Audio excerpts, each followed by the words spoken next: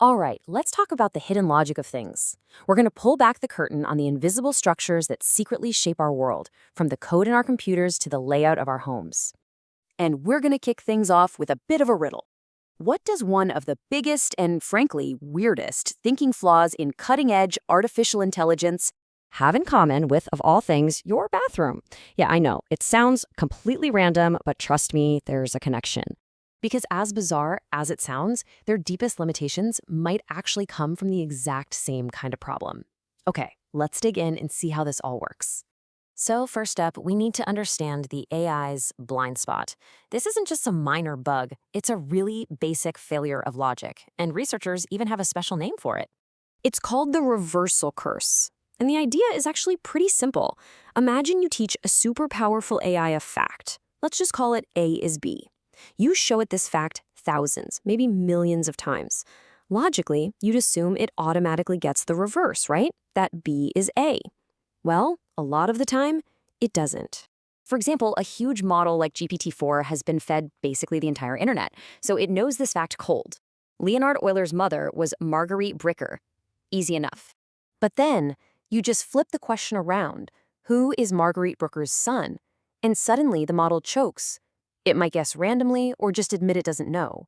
It fails this incredibly simple logical jump. That is the reversal curse in action. The really important thing to get here is that the AI has the information. It just can't look at it from a different direction. And this isn't some funny little quirk. It points to a massive gap in how these systems actually think. So why on earth does this happen? Well, the answer is in their very design. Models like GPT are what we call autoregressive. It's a fancy word, but it just means they're trained to be absolute masters at one thing, predicting the very next word in a sequence. They think in a straight line, always moving forward. On the other hand, you have bidirectional models like BERT. They're built differently. They're trained to look at the context from both sides of a word, before and after, which is why they can handle this simple reversal problem. But, and this is a really big but, don't think those bidirectional models have it all figured out. It turns out, even though they can solve that simple A to B problem, they also start to break down with more complex logic. You know, stuff like combining 3 or more ideas at once. And what that really tells us is that these AIs aren't truly reasoning. They're just becoming unbelievably sophisticated pattern matchers. Okay, so hang on to that idea, sophisticated pattern matching. We're going to put a pin in it for a second and take a hard left turn. We're shifting from algorithms to architecture to talk about the quiet revolution that's been happening in the bathroom. You see, for the longest time, bathroom design wasn't about feeling good or looking nice. It was driven by one simple, stubborn rule, what we can call the logic of the pipes. That old logic was purely functional.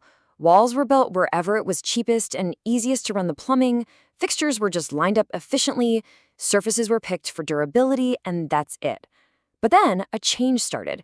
Spa-inspired things started popping up. Soaking tubs, steam systems, and now, today, the whole mindset has shifted. The goal is total wellness. It's not just a room for functions, it's a sanctuary.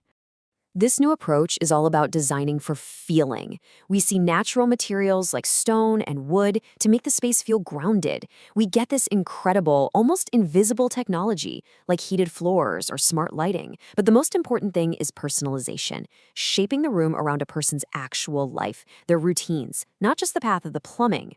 All right, we have our 2 stories, an AI that can't think in reverse and a bathroom that learned to think about people.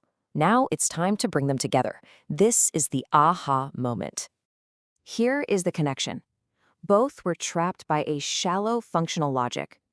The AI is a master at following word patterns, but that very skill causes it to fail a simple logical flip. The old bathroom was a model of plumbing efficiency, but that focus made it completely ignore human well-being. Both were just optimized for the path of least resistance, not the actual goal. So this leads to a fascinating question. If the old bathroom was limited by its very visible physical plumbing, what's the hidden foundational plumbing inside an AI that dictates how it thinks? Well, it's a part of the system called the tokenizer. This is the gatekeeper. It's the critical piece that takes all the messy, real-world data, like an image or a sentence, and chops it up into neat, discrete symbols or tokens that the AI can actually understand and process.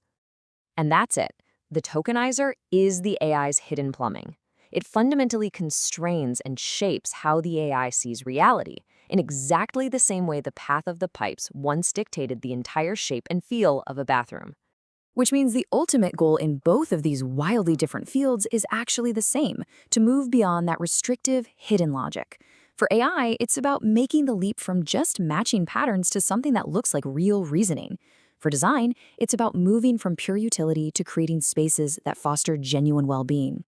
So, why does this strange connection between an algorithm and a bathroom actually matter? What's the real takeaway here? Because this whole story isn't really about AI or bathrooms at all. It's a lesson in looking past the obvious surface level function of things. It's about learning to see the hidden logic, the invisible plumbing, that's quietly shaping our tools, our systems, and our spaces every single day. You know, real success, whether in design or in AI, isn't about just adding more stuff. It's about understanding the core structure. It's about choosing a dominant style and pairing it with something that truly complements it. It's about designing with intention from the foundation up, not just decorating the surface. And that leaves us with one final question for you to think about. Look around your own world. What other purely functional thing in your life, maybe it's a piece of software, a daily routine, a physical space, is just following its own hidden plumbing, waiting to be completely reimagined and redesigned for deeper meaning and genuine well-being?